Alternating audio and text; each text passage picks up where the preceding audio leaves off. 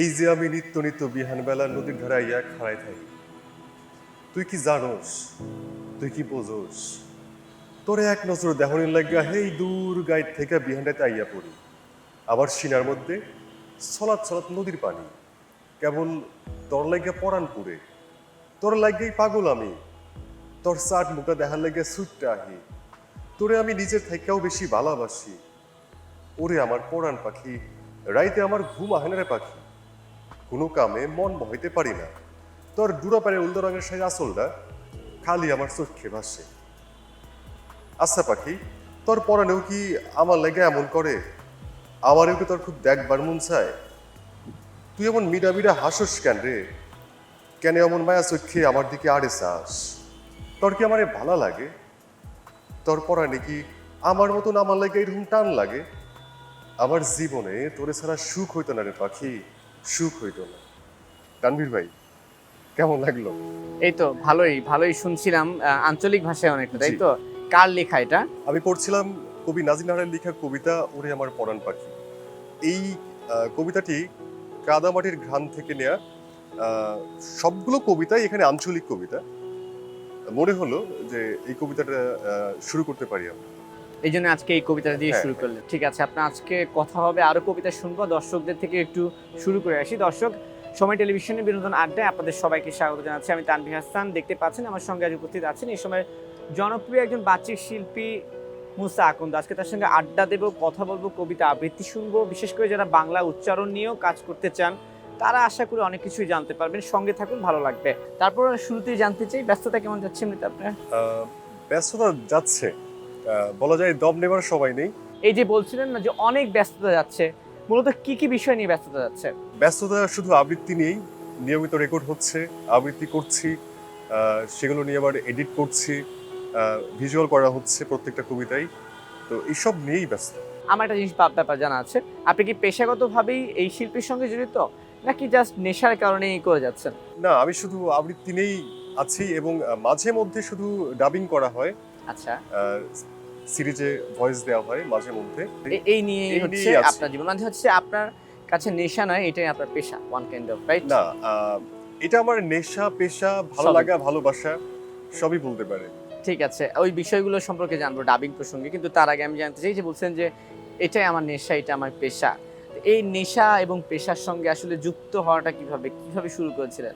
যাত্রাটা একদমই কষ্টের বলা যেতে পারে, কারণ আমি ছোটবেলায় খুবই তোতলা ছিলাম। আহ, ভালোভাবে কথা বলতে পারতাম না, বলতে পারেন যে কথা না বলতে পারার কারণে আমি অনেক কথার শিকার হয়েছি আর কি, আত্মীয় স্বজন থেকে শুরু করে পাড়া প্রতিবেশী সকলের কাছে। তো আমার সেই রাগ জেদ থেকেই মূলত আহ, ইচ্ছে, স্বপ্ন যে আমি ভয়েস নিয়ে কাজ করব, সবাই আমার কথা শুনবে, আমি এটা নিয়েই জীবনটা পার করে দিব, এরকম একটা ইচ্ছে ছিল। সেটা কত বছর বয়সের ঘটনা? সেটা আমি যখন ক্লাস 7-এ পড়ি তখন। তখনকার। জি। মজার বিষয়টা হচ্ছে যে সেই রাগ জেদটা আমার কাজে লেগেছে 2020 সালে এসে। আমি পত্রিকাতে যুক্ত হয়ে যাই 2017 সালে, নাটোরের স্থানীয় পত্রিকা, সেখানে যুক্ত হলাম এবং ওখানে পরিচয় হয় সৈয়দ মাসুম রেজা ভাইয়ের সাথে। উনি একজন নাট্য পরিচালক। তো মাসুম রেজা ভাই তখন পত্রিকাতে ছিলেন আমাদের সাথে। উনি আমাকে অনেক স্বপ্ন দেখাতেন, মুসা তোমার ভয়েস ভালো, তুমি এটা দিয়ে এটা করতে পারো, এটা করতে পারো। তো তারই ধারাবাহিকতায় নাটোরের সাকাম সাংস্কৃতিক প্রতিষ্ঠান একটা আছে, সংগঠন আছে। তো সেখানে নাটোর জেলার সব বড় বড় যারা মানে অভিনেতা বলেন বা হচ্ছে আবৃত্তিকার বলেন, সকলের আড্ডা হয় সন্ধ্যার পরে, সকলেই কিন্তু সাংবাদিক। তো ওনাদের সাথে আমার সম্পর্কটা হয়ে যায় এবং ওখানে পরিচয় হয় নান্টু আঙ্কেল, নাজমুল ভাই, পরিতোষ অধিকারী আঙ্কেল, এছাড়া আরো অনেকের সাথে আমার পরিচয় হয় এবং ওনারা আমাকে একদম কাছে বসিয়ে নিয়ে 17 সালেই উচ্চারণ শেখাতো, কিভাবে আমি শব্দ ছাড়বো, ধরবো, এগুলো নিয়ে আমাকে শেখাতো। তো সাংবাদিকতার সাথেও যুক্ত ছিলাম যেহেতু, আহ, আমি আবৃত্তিটাকে যখন মনে হলো যে এখন মানুষ আমাকে শুনছে এবং মাঝে মধ্যে ডকুমেন্টারিতে ভয়েস দিতাম, আহ, সেই সাথে অভিজিতে কাজ করা হতো। তো অভিজিতে কাজ করার সময় মনে হলো যে আমার মানুষ চাচ্ছে আমার কাছ থেকে অনেক কিছু, এবং আবৃত্তি যখন করছি মঞ্চে তখনও মনে হচ্ছে যে মানে সকলেই আমাকে চায়। তো তারই ধারাবাহিকতায় আমি সিদ্ধান্ত নিলাম 20 সালে যে আমি শুধু আবৃত্তি নিয়েই থাকতে চাই। এবং ওই সময় আসলে থাকতে চাই এটা হয়েছে কবি নাজনীন নাহারের লেখা কবিতার মাধ্যমেই। কিছুক্ষণ আগে যার কবিতা আমরা শুনছিলাম, তো কবি নাজনীন নাহারের লেখা একটি কবিতা আমার সামনে আসে 2020 সালে। কবিতাটির নাম ছিল নোনাধারা অ্যাপিটাফ। ওই কবিতাটি আবৃত্তি করবার পরে রাতারাতি পরিচয় বদলে যায় আমার, সাংবাদিক থেকে আমি আবৃত্তিকার হয়ে গেলাম 20 সালে। তো মানে বাংলাদেশের অসংখ্য কবি, অনেক কবি আমাকে নক দেওয়া শুরু করে এবং আমাকে বলতে শুরু করে যে আমরা আপনাকে দিয়ে আবৃত্তি করাতে চাই, তুমি কত আমার টাকা, কবিতাটা একটু হ্যাঁ, কত টাকা নেবেন আপনি। তো দেখলাম বাহ, আবৃত্তি করে টাকা পাওয়া যায়, এটা তো খুব ভালো একটা বিষয়। তো পরবর্তীতে শুরু হলো আমার আবৃত্তির যাত্রা এবং কবি নাজির নাহার আপুর ওই কবিতাটাই আমার জীবনের মোড়টা ঘুরিয়ে দেয়। আমি মোড় ঘোরানো নিয়ে আরো কথা বলবো, কিন্তু যেহেতু যেই কবিতাটা আপনার মোড় ঘুরিয়ে দিয়েছে জীবনে, সেই কবিতাটা কি আমরা এখন একটু শুনতে পারি? সেই কবিতার কিছু অংশ পড়ে শোনা যেতে পারে। হ্যাঁ, ঠিক আছে। প্রত্যহ রাতে তোমার ভালোবাসা আমার তৃষ্ণার প্লেটে তুলে নিয়ে 5 আঙ্গুলি আমি দুঃখ মাখি, আর খেতে খেতে ঘুমোতে যাই। কানের কাফনে নীলরঙা গাঢ় অনুরাগের লোবানে ঢেলে দেই ইনবক্সে জমা রাখা তোমার শেষ রাতের সুগন্ধির অনুরণন। কবিতাটি অনেক বড়, কিছু অংশ পড়লাম। আচ্ছা, আমি শুরু থেকে যখন শুরু করেছি ধাপে ধাপেই যাই। এই যে বলছিলেন না যে আপনি তোতলা ছিলেন, সে তোতলামিটাকে রাগ জেদ হিসেবে নিয়ে কাটিয়ে উঠে আজ এখানে এসেছেন। এই তোতলামিটাকে আসলে বা মুখের থেকে জড়তাটা কিভাবে কাটালেন আপনার কাছ থেকে জানতে চাই। যে সকল শুভাকাঙ্ক্ষী আমাকে অনেকেই জিজ্ঞেস করে কিন্তু এটা, যে আপনি কিভাবে আমরা এটা করতে পারি। দেখুন, চর্চার উপরে কোনো কিছুই নেই। আপনি যত চর্চা করবেন আপনার মুখের জড়তা চলে যাবে। যে সকল শব্দ মনে হবে যে আপনার এখানে আটকে যেতে পারে, তো সেই শব্দটা আপনি বেশি বেশি পড়ুন, উচ্চারণ করুন। আর যত বেশি রিডিং পড়া হবে, একটা মূল বিষয় যে যাদের তোতলানোর সমস্যা আছে তারা যদি রিডিং পড়ে তাহলে সেক্ষেত্রে তাদের ওই তোতলানোটা চলে যাবে। আরেকটা কাজ করা যেতে পারে, যদি কেউ সারগাম চর্চা করে তাহলে তাদের মুখের জড়তা চলে যায়। তার মানে হচ্ছে আপনি এই টেকনিকগুলো অ্যাপ্লাই করেছেন, হ্যাঁ। রাইট? অ্যাপ্লাই করেছি এবং এটা কিন্তু আমাকে কেউ বলেনি। আমি 17 সালে আবৃত্তির পাশাপাশি নাটোর জেলা শিল্পকলা একাডেমিতে সঙ্গীত চর্চাও করতাম। আচ্ছা, বেশ কয়েক বছর সঙ্গীত চর্চা করেছি। পরিবার কখনো চাইনি যে আমি সঙ্গীতে চলে যাই, তো সেই কারণে মূলত সঙ্গীতটাকে বাদ দিয়ে শুধু আবৃত্তিটাকে শক্তভাবে ধরি এবং সেই আবৃত্তি আজকে এই চেয়ারে আমাকে বসিয়েছে। সঙ্গীত চর্চার কথা বলেছেন যেহেতু, আমি কিন্তু সঙ্গীত শুনবো, কিন্তু এখন না, একটু পরে। কিন্তু এই মুহূর্তে আমি আপনার কাছ থেকে আরেকটা সুন্দর কোনো কবিতা শুনতে চাচ্ছি। আচ্ছা। কোনটা আপনি পাঠ করে শোনাবেন আমাদেরকে? আমি এবার কবি টি.এম. মিলজার হোসেন ভাইয়ের লেখা একটি কবিতা আবৃত্তি করি নরকভূমি কাব্যগ্রন্থ থেকে। প্রশ্ন: আমার কোনো প্রত্যাশা নেই কারো কাছে, শোনো শীত ভোরের পানকৌড়ি, একটু হেঁটে যদি উড়াল দিতে সপ্ত আসমান ছেড়ে পৌরাণিক ঈশ্বর পানে অনাদি অনন্ত রাজ্যে। আমার কোনো প্রত্যাশা নেই কোনো মনুষ্য প্রাণীর কাছে, এই নিদান কালের দুপুরের কুয়াশায় নিশ্চুপ ডাহুক তুমি এলোমেলো না হেঁটে, তুমি উড়াল পারো অলিক ঈশ্বর পানে। তাকে বলো সবুজ ভূমি ঢেকে গেছে লাল রক্তে, তোমার কি অনেক ব্যস্ততা, নাকি তোমায় বলবো শুধুই পৌরাণিক লেনদেন বিক্রেতা? তোমার কি অনেক ব্যস্ততা, নাকি তোমায় বলবো শুধুই পৌরাণিক লেনদেন বিক্রেতা? আচ্ছা, এবার আমি 20 সালে চলে আসছি। ওই যে বলছিলেন না যে নাজনীনের একটা কবিতা আপনার জীবনের মোড় ঘুরিয়ে দিয়েছে, অনেকে ফোন করছিল যে তুমি কি আমার কবিতা পড়বে কিনা, কত টাকা পেমেন্ট নাও। সেই জায়গা থেকে এবার পরের গল্প। আসলে কবি নাজনীন নাহারের লেখা প্রায় মানে বর্তমান তাকে একটু বলতে হয়, কবি নাজনীন নাহারের লেখা এখন প্রায় 47টা কাব্যগ্রন্থ আছে, বাজারে আছে। তো উনি অনেক লিখেছে, মানে 47টা বই লেখা মানে কিন্তু অনেক কিছু। অনেক লেখা। শুধু উনি যে কবিতায় লিখেছে এমনটা না, উনি শিশুদের জন্য ছড়া লিখেছেন, উপন্যাস লিখেছেন এবং সেই সাথে হচ্ছে গল্প লিখেছেন, কবিতা লিখেছেন। এবং আরেকটি মজার বিষয়টা হচ্ছে উনি যারা চোখে দেখে না, যারা অন্ধ বলি আমরা, তাদের জন্য কিন্তু স্পর্শ ব্রেইল প্রকাশনী থেকে উনি বই বের করেছেন, উপন্যাস লিখেছেন। তো ওনার যে কবিতায় আমি আবৃত্তি করি সেই কবিতায় শ্রোতা শোনে। হ্যাঁ, মানে আসলে শ্রোতা শোনে এই কারণেই আমাকে উনি কখনোই বলে না যে তুমি আমার কবিতাটা আবৃত্তি করো। আমি কি করি, মানে তার তো প্রত্যেকটা বই আমার কাছে আছে, আমি সংগ্রহ করি এবং সেখান থেকে যে কবিতাটা আমার কাছে বেশি ভালো লাগে আমি সেটা আবৃত্তি করে আপলোড দেই ফেসবুকে বা ইউটিউবে। সেটা বহুল জনপ্রিয় হয়ে যায়। তো সেই জায়গা থেকে এখন ওখান থেকে ঢাকাতে আসলাম, মানে যখন দেখলাম যে আমাকে মানুষ চাচ্ছে, তো পরবর্তী সময়ে 20 সালে ঢাকাতে আসলাম। ঢাকাতে এসে যোগাযোগ করলাম এক বড় আপুর সাথে এবং আরেকটা ভাইয়ের সাথে, আহমেদ ফারুক ভাই। ওনার কবি আব্দুল আল মামুন ভাইয়ের সাথে কথা বলে ফারুক ভাইয়ের সাথে আসলাম সাক্ষাৎ করার জন্য। তিনি আমাকে ডাবিং সেক্টরে পরিচয় করিয়ে দিলেন যে আমাদের ছোট ভাই মুসা আকন্দ, ইনি কিন্তু খুব ভালো আবৃত্তি করে, ইনি চায় এখন ডাবিং করবে। ডাবিং। হ্যাঁ, আমার তোমার প্রথম কাজটাই হয় তামিল সিনেমাতে। তামিল সিনেমাতে? তামিল সিনেমাতে বাংলা ভয়েস আচ্ছা, আমি দিতে হবে। ভাবছি যে তামিল ভাষায়। না, তামিল ভাষায় না, তামিলে, তামিল থেকে বাংলা হ্যাঁ, ভাষায়। বাংলা ভাষায়। তো সেটাতে ভয়েস দিলাম। ভয়েস দেওয়ার পরে দীপক সুমন ভাইয়ের সাথে পরিচয় হয়। উনি আমাকে বললেন যে তুমি হচ্ছে একটা সিরিজে কাজ করো, হযরত মুহাম্মদ দ্য ফাইনাল লিগ্যাসি। এই সিরিজে আমি কাজ করলাম অনেক পর্বেই। সেই সিরিজটা প্রচার করা হলো এবং তারপরে অনেকগুলো ডকুমেন্টারিতে কাজ করলাম। মজার বিষয় হচ্ছে যে এই বাচিক অঙ্গনে বা আবৃত্তিকারদের মধ্যে আমি খুব একটা ওভিসিতে ভয়েস দেই না, ডকুমেন্টারিতে ভয়েস দেই না, শুধু আবৃত্তিটাকেই আঁকড়ে ধরে বাঁচতে চাই, থাকতে চাই। কেন ভয়েস দেন না কেন? ভয়েস দেই না, আমার কাছে ভালো লাগে না। আমার কাছে মনে হয় যে আবৃত্তিটাই আমার জন্য পারফেক্ট, ডাবিংটাই পারফেক্ট, ডাবিংটা পারফেক্ট, এর বাইরে কিছু এর না। বাইরে কিছুই না। আচ্ছা, এই যে কবি নাজনীন নাহারের কথা বলছিলেন না, ওনার এত এত কবিতা আপনি আবৃত্তি করেছেন, এই কবি নাজনীন নাহারের সঙ্গে আপনার দেখা হয়েছে কখনো, বা হ্যাঁ। ওনার কোনো মন্তব্য পেয়েছেন? আমি সেটাই জানতে হ্যাঁ চাচ্ছিলাম। হ্যাঁ হ্যাঁ, কবি নাজনীন নাহারের সাথে আমার দেখা হয় 2021 সালে। আমি কিন্তু নাজনীন নাহারের লেখা অনেক কবিতা আবৃত্তি করছি, মানে কয়েক শত হতে পারে।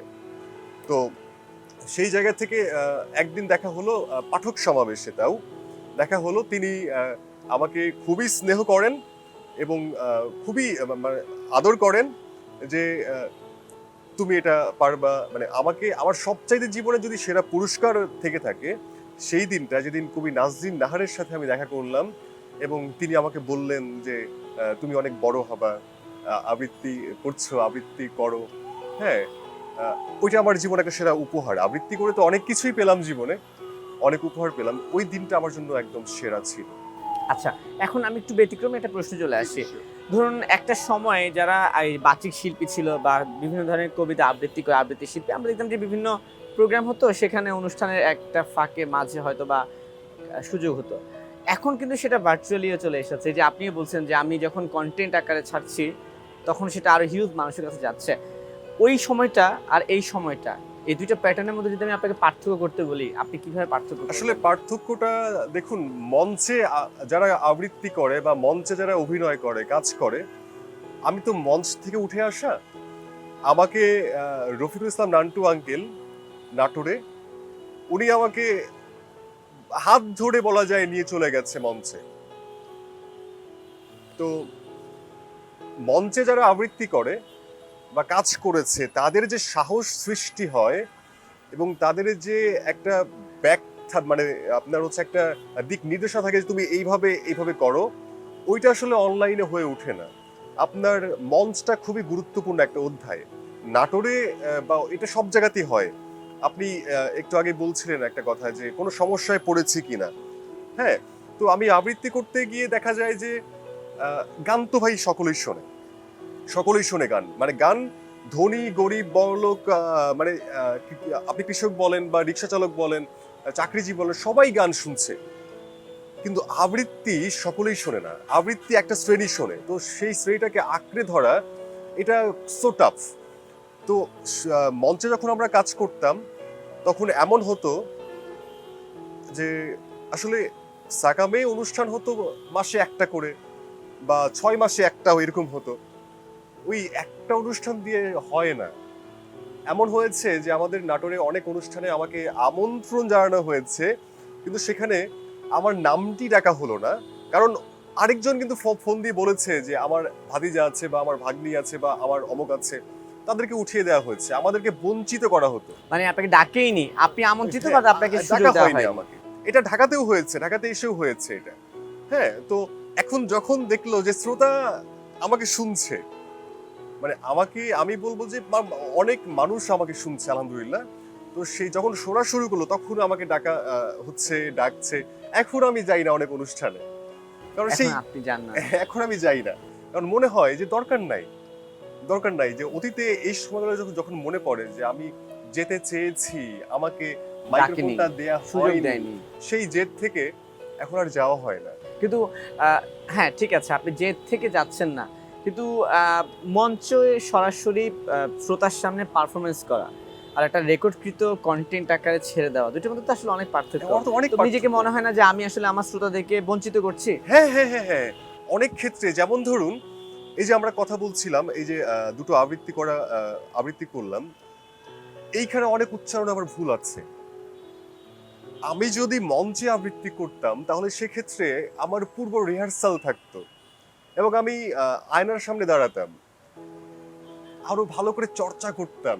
আমার সামনে অনেক দর্শক থাকবে, তারা অনেক বিচক্ষণ ব্যক্তিরা থাকবে, একটা ভয় কাজ করতো যদি ভুল হয়ে যায়, ওনারা বলবে যে এখানে ভুল করেছে। বলতেই পারে, মানে শুভাকাঙ্ক্ষী বলেই সে আমার ভুল ধরিয়ে দিবে। আচ্ছা, অনলাইন জগতে এমন হয় যে অনেকে আমার ভুল ধরতে পারে না বা ভুল ধরতে চায় না। আমার যে একটা শ্রোতা তৈরি হয়েছে, তারা তাদেরকে আক্রমণ করে কথা বলবে। আবার ভুল ধরুন আপনি, আমি শ্রোতাকে অনেক ক্ষেত্রেই বঞ্চিত, মানে অনেক ক্ষেত্রে বলতে সবটুকুই বঞ্চিত করছি। এখন ওই যে রেকর্ড ভার্সন আমি আপলোড করছি, শ্রোতা শুনছে, মুগ্ধ হচ্ছে হয়তোবা, কিন্তু ওই যে ফিলটা, অরিজিনাল যে ফিলটা মাইক্রোফোনের সামনে, যেটা একটা আমি কোথায় ছাড়বো, ধরবো কোথায়, এইটা থেকে অবশ্যই বঞ্চিত হচ্ছে। অনেকক্ষণ আড্ডা দিয়েছি, এই মুহূর্তে একটা কবিতা শুনতে চাই, কোনটা শুনবো? আমি এবারে আবৃত্তি করছি কবি মোহাম্মদ আলতাফ হোসেনের লেখা কাব্যগ্রন্থ নীল আকাশে তোমার অবাধ বিচরণ, কবিতা তোমার কান্না। তুমি কাঁদলে আমি নিশ্চুপ শুনলাম তোমার কান্নার শব্দ, কিছুই করার নেই, সবই বদলেছ তুমি, আমি এখন স্তব্ধ। তোমারই ভুলের জন্য ভালোবাসা ইতিহাস, আর তুমি স্মৃতি। ভাবিনি কখনো ঘুরে যাবে এভাবে জীবনের গতি, স্মৃতির কষ্টগুলো কাটার মতো বিঁধে আছে হৃদয়ের মাঝে। মনে পড়লে তোমায় এখনো যে কান্না তোমার মনে বাজে আমার, মনে পড়লে তোমায় এখনো যে কান্না তোমার মনে বাজে আমার। বাহ, সুন্দর শুনছিলাম। মুসা ভাই, আমি এখন যে বিষয়টা নিয়ে একটু কথা বলতে চাই, ধরুন এই যে বলছেন নেশা এবং পেশা, আমাদের দেশে অনেক শিল্পীরাই, বিভিন্ন ক্ষেত্রে শিল্পীরাই বলেন যে বাংলাদেশে আসলে গান গেয়ে অভিনয় করে যে ইনকাম হয় তা দিয়ে আসলে দিন চলে না। সেখানে আপনি কবিতার মতো একটা শিল্পকে নেশা বা পেশা হিসেবে নিয়েছেন। আপনার কাছ থেকে জানতে চাই যে এখান থেকে আসলে আয়ের উৎস কেমন, তা দিয়ে কি আসলেও চলা যায়? ভাই, সুন্দর করে একটা প্রশ্ন করেছেন আপনি। আসলে দেখুন, বাঙালিদের বা বাংলায় যারা আছেন, সঙ্গীত শিল্পী, অভিনয় শিল্পী, আবৃত্তি শিল্পী, আমি একটু পরেই বলি আমার কথা। তো আসলে হয়েছে কি, আমরা ছোটবেলা থেকেই ওই গান শুনে আসতাম বা আবৃত্তি শুনে আসতাম। আমরা না ভাই ফ্রিতেই শুনেছি, এটা আমাদের কোনো দোষ নেই, দোষটা হচ্ছে তাদের যারা ফ্রিতে শুনিয়েছে। হ্যাঁ, দোষটা তাদের যারা হচ্ছে ফ্রিতে অন্যের গান করে দিয়েছে। অতীতে যেটা হয়েছে যে একটা প্রোডাকশন বা একটা হাউস একজন শিল্পীকে দিয়ে ইনকাম করে নিজের পকেট ভরেছে, শিল্পী বঞ্চিত হয়েছে। অনেক ভালো গান গেয়েছে, এরকম অনেক ইতিহাস আছে, আপনি খোঁজ নিলে জানতে পারবেন। তো যেই সকল শিল্পীদের গান শুনে শুনে আমরা বড় হয়েছি, তারা ভাত পায়নি। তারা ভাত পেয়েছে কারা? যে হাউস থেকে গানটা বের করা হয়েছে, তারা লক্ষ লক্ষ কোটি কোটি টাকা ইনকাম করেছে। শিল্পী কিন্তু দিন শেষে তার নামের আগে দুস্থ শিল্পী শব্দটা যোগ হয়েছে। এবার আমরা প্রায় একটা জিনিসও দেখি, আমি খুব দুঃখ নিয়ে বলছি যে প্রায় সময় দেখি যে শেষ বয়সে এসে চিকিৎসার জন্য আর্থিক সহায়তা খুঁজছেন হ্যাঁ। প্রায় মানুষ, শিল্পীরাই। আমি কোনো শিল্পীর নাম বলবো না, তো তারা মৃত্যুর আগে তাদের চিকিৎসার জন্য যে আপনি যেমনটি বলছিলেন আর্থিক সাহায্য নিয়ে তাদের চিকিৎসা করতে হয়েছে এবং যথাযথ চিকিৎসা তারা করতে পারেননি, তারা মৃত্যুর কোলে ঢলে পড়েছে। এবার হয়েছে কি, আমাদের ভুল আছে ভাই।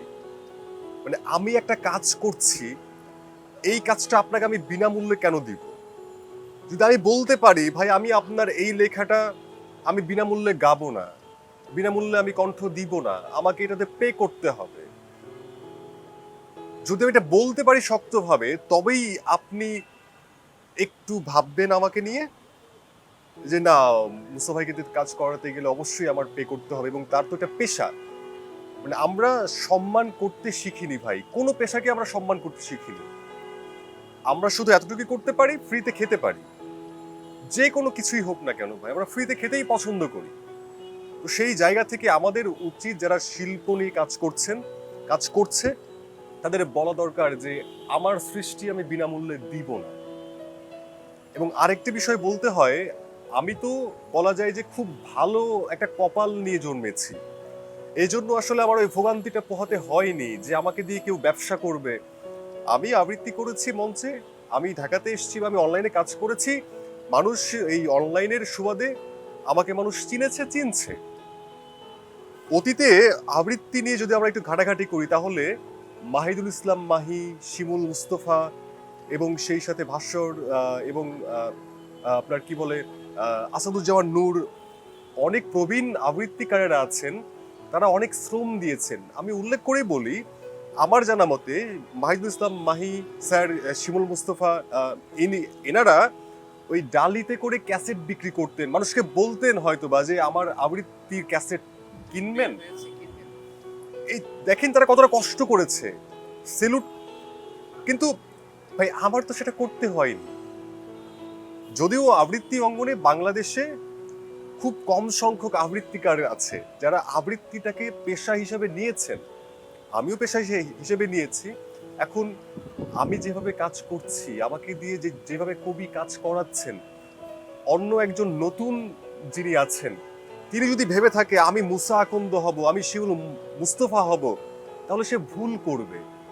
তার কাজ করে যেতে হবে এবং ওই যে বলতে হবে আমার সৃষ্টি আমি বিনামূল্যে দিব না, এই শক্ত অবস্থানে থেকে চলতে হবে। তবেই আমার মনে হয় যে একজন শিল্পীর জীবন খুব ভালোভাবে যাবে এবং সম্মানে তিনি বাঁচবেন। মানে যেখান থেকে আপনি কিছুই পাবেন না, সেই কাজটা করলে আপনার সম্মান কমে যাবে। কিন্তু তাহলে আমি এখানে একটু বলতে জি, চাই জি, যে sure. বলছেন না যে শিল্পীকেই বাধা দিতে হবে যে আমি বিনামূল্যে করব না, শিল্পীরা একজোট হয়ে কেন এই ধরনের কাজে যুক্ত হতে পারছেন না? আসলে ভাই এটা একটা সিন্ডিকেট। আপনি আমাদের আবৃত্তি অঙ্গনে কিন্তু খুব কম সংখ্যক মানুষ আছেন, খুব কম সংখ্যক মানুষ হলেও আপনি দেখেন শত শত সংগঠন আছে বাংলাদেশে। আপনি খোঁজ নিয়ে দেখেন কয়টা সংগঠন আছে যে হচ্ছে তারা দাপটের সাথে কাজ করছে, হাতে গোনা 4-5টা। অথচ বাংলাদেশ ভাই এত বড় একটা দেশ, এই দেশে মাত্র 4-5টা সংগঠন কাজ করছে শক্তভাবে এবং তারা আবৃত্তি নিয়ে নিয়মিত কাজ করছেন। এই যে ভাই কাজ করাটা, ভাই আপনি কখনোই সবাইকে এক করতে পারবেন না। আমরা একটু শিল্পীদেরকে একটু সমালোচনা করি, অধিকাংশ শিল্পীর মনের মধ্যেই হিংসা। আমরা বলতে ভুলে গেছি যে তানভীর ভাই আপনি খুব ভালো উপস্থাপনা করেন, তানভীর ভাই আপনি খুব ভালো প্যাকেজ তৈরি করতে পারেন। আমরা সমালোচনাটা বেশি করি, আমরা খালি ভুল ধরতেই বেশি পছন্দ করি। এই তোমার উচ্চারণে ভুল হয়েছে, তোমার এখানে সুর তাল লয় এখানে ভুল হয়েছে, ঠিক করে করো, তুমি ঠিক করে করো, এই কথাটা বলতে আমরা চাই না। আমরা বলি তো পারেই না।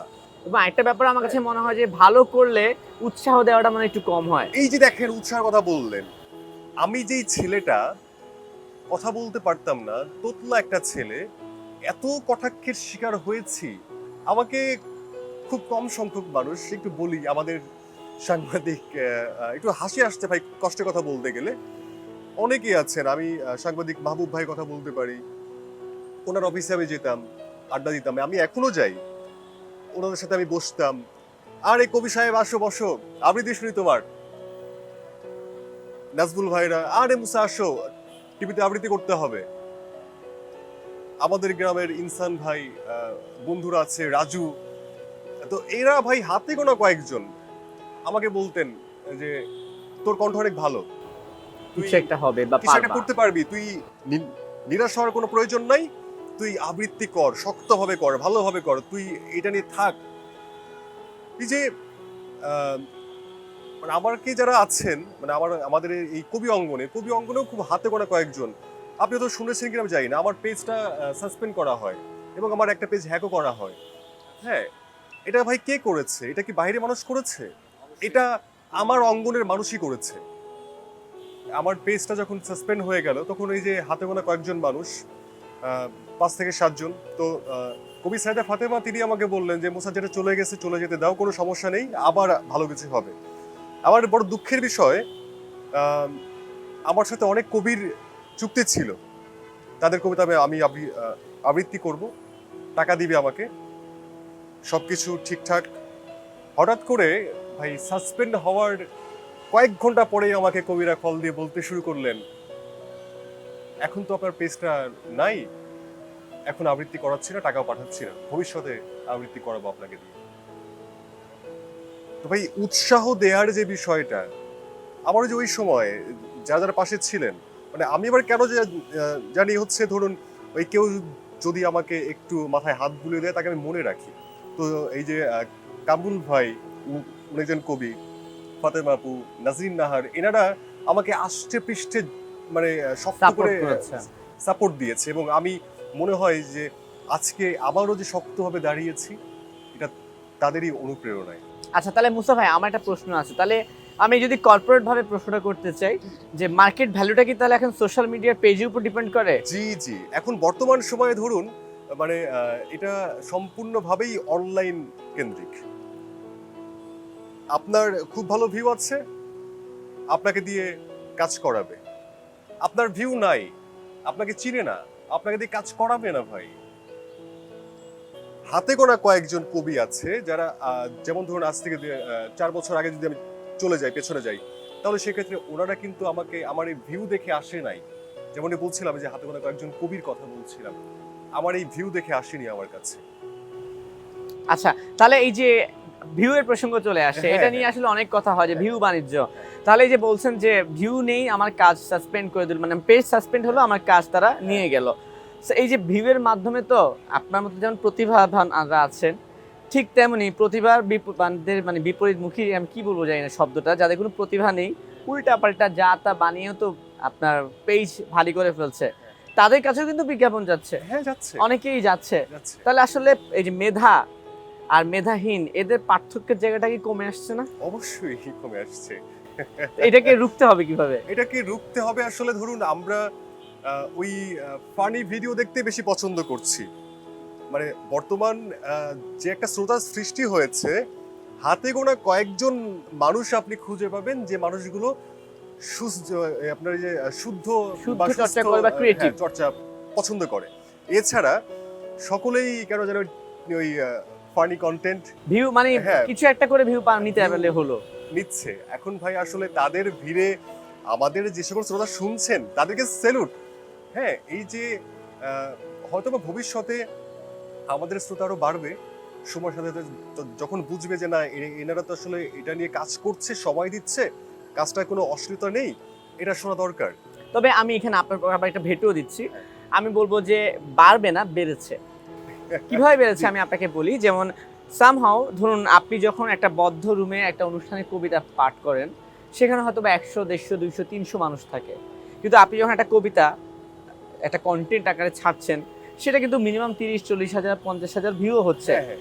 সেখানে যে সবাই কবিতাকে ভালোবাসে এমন কিন্তু না, এমন না। অনেকেই আছে হয়তোবা স্ক্রল করছে, শুনতে ভালো লাগলো, সে শুনে ফেলেছে, সেখান থেকে হয়তো বা 2-1 জন আপনার ভক্ত হয়ে যাচ্ছে। আমি একটু আগে আপনাকে একটা কবিতার ভিডিও দেখাচ্ছিলাম, যে আমি একজন বাচিক শিল্পীকে নিয়ে কাজ করেছিলাম, তার একটা কবিতা আমাদের এখান থেকে প্রায় 40 লক্ষ মানুষ শুনেছে। সেটা কিন্তু আমি একটা হিউজ অ্যামাউন্ট, অর্থাৎ পজিটিভ দিকও আছে আবার নেগেটিভ দিকটাও আছে। ঠিক আছে, শেষ প্রশ্ন আপনার জন্য, জি। সেটা হচ্ছে যে আপনার পছন্দের কবি এবং কাদের আবৃত্তি আপনার শুনতে ভালো লাগে বাংলাদেশের, সেই নামগুলো একটু জানতে চাচ্ছিলাম। বাংলাদেশে আমার সবচেয়ে পছন্দের কবি হচ্ছে জীবনানন্দ দাশ, এরপরে কবি নাজনীন নাহার, কবি নাজির নাহারের কবিতাগুলো খুবই সহজ হয়, মানে সহজ শব্দ দ্বারা তিনি লিখেন এবং সেই কবিতাগুলো আমার পড়তে সুবিধা হয়, আবৃত্তি করতে সুবিধা হয়। আর সাইদা ফাতেমা ওনার কবিতাও আমার খুব পছন্দ। তারপরে হচ্ছে যেমন বলছিলেন যে সাদাত হুসাইন, ওনার কবিতাও খুব ভালো। কামরুদা মাসুদ, তারপরে হচ্ছে আপনার অনেকেই আছে, মানে কোন কোন কবির কথা বলবো, মানে এত তো কবি আমাদের পছন্দের, ঠিক আছে, তা অনেকের নাম পেয়ে গেছি। অনেকের নাম পেয়ে গেছি। আপনার তো একটা পেজ আছে, পেজে অনেক ইনবক্সে মেসেজ আসে, রাইট? আমি আপনার কাছ থেকে জানতে চাই যে পেজ ইনবক্সে কি ধরনের মেসেজ আসে, সেগুলো দুই একটা উত্তর আজকে দিয়ে দিন। মানে অনেকেই মনে করছে যে হয়তোবা আমি ইফেক্ট দ্বারা আমার ভয়েসটাকে শ্রুতি মধুর করছি, মানে ন্যাচারাল একটা বিষয় থেকে যায়। আপনার কণ্ঠ অবশ্যই ভালো, আমি মানে আমার কথায় মনে হয় যে প্রত্যেকটা মানুষেরই কণ্ঠ অসাধারণ, কেউ কাজে লাগায় কেউ কাজে লাগায় না। এখন আমি চর্চা করছি বিধায় হয়তো বা আমার কণ্ঠ আপনার কাছে শুনতে ভালো লাগছে, আপনি চর্চা করেননি এজন্য আপনার কথা মানুষের কাছে শুনতে ভালো লাগছে না। আপনি চর্চা করুন, ভাল লাগবে। মাইক্রোফোন গুরুত্বপূর্ণ বিষয় না। আমি অসংখ্য স্টুডিওতে গিয়ে আবৃত্তি করেছি, কোনো স্টুডিওতে গিয়ে এমনটা আমার মনে হয়নি এখানে ভয়েস ভালো এসছে এখানে খারাপ এসছে, প্রত্যেকটা তো একই আসে। আবার যা শুনছেন আপনি আজকে মুখোমুখি, আপনি খালি গলায় তো না, আমি তো যা দেখছি তাই, শুধু একটু জাস্ট মিউজিক থাকে ব্যাকগ্রাউন্ডে, আজকে নেই, এতটুকুই। আপনাকে অসংখ্য ধন্যবাদ। একটু আগে জীবনানন্দ দাশের কথা বলছিলেন, তার একটা খুব কবিতা আছে বনলতা সেন, সেই বনলতা সেন শুনতে শুনতে বিদায় নেব। তার আগে ছোট একটা চান্স, যারা আপনাকে ভালোবাসে, যারা আপনাকে হেট করে, দুই ধরনের শুভাকাঙ্ক্ষীদের জন্যই কিছু বলার থাকে বলে দিন। আহ, আমার সকল শুভাকাঙ্ক্ষীদের প্রতি রইল আমার শ্রদ্ধা, সম্মান, ভালোবাসা। যে সকল শুভাকাঙ্ক্ষী আমার পেজ হ্যাক করার চেষ্টা করেন নিয়মিত, তাদের প্রতি রইল ভালোবাসা।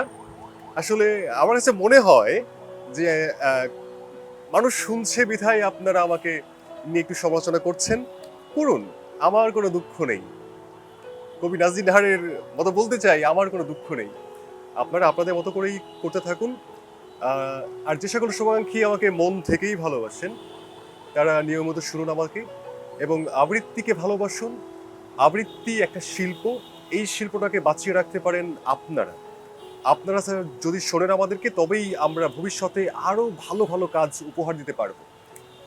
হাজার বছর ধরে আমি পথ হারিতেছি পৃথিবীর পথে, সিংহল সমুদ্র থেকে নিশীথের অন্ধকারে, মালয় সাগরে অনেক ঘুরেছি আমি, বিম্বিসার অশোকের ধূসর জগতে, সেখানে ছিলাম আমি আরো দূর অন্ধকারে, বিদর্ভ নগরে। আমি ক্লান্ত প্রাণে, চারিদিকে জীবনের সমুদ্র সফেন, আমারে দুদণ্ড শান্তি দিয়েছিল নাটোরের বনলতা সেন। চুলতার কবেকার অন্ধকার বিদিশার নিশা, মুক্তার শ্রাবস্তির কারুকার্য, অতি দূর সমুদ্রের পর হাল ভেঙে জিনাবিক হারাইছে দিশা। সবুজ ঘাসের দেশ যখন সে চোখে দেখে দারুচিনি দ্বীপের ভিতর, তেমনি দেখেছি তারে অন্ধকারে। বলেছে সে, এতদিন কোথায় ছিলেন? পাখির নীরের মতো চোখ তুলে নাটোরের বনলতা সেন। সমস্ত দিনের শেষে শিশিরের শব্দের মতন সন্ধ্যা আসে, দাঁড়ার রৌদ্রের গন্ধ মুছে ফেলে চিল। পৃথিবীর সব রং নিভে গেলে পাণ্ডুলিপি করে আয়োজন, তখন গল্পের তরে জোনাকির রঙে ঝিলমিল। সব পাখি ঘরে আসে, সব নদী ফুরায়, এ জীবনের সব লেনদেন। থাকে শুধু অন্ধকার, মুখোমুখি বসিবার বনলতা সেন।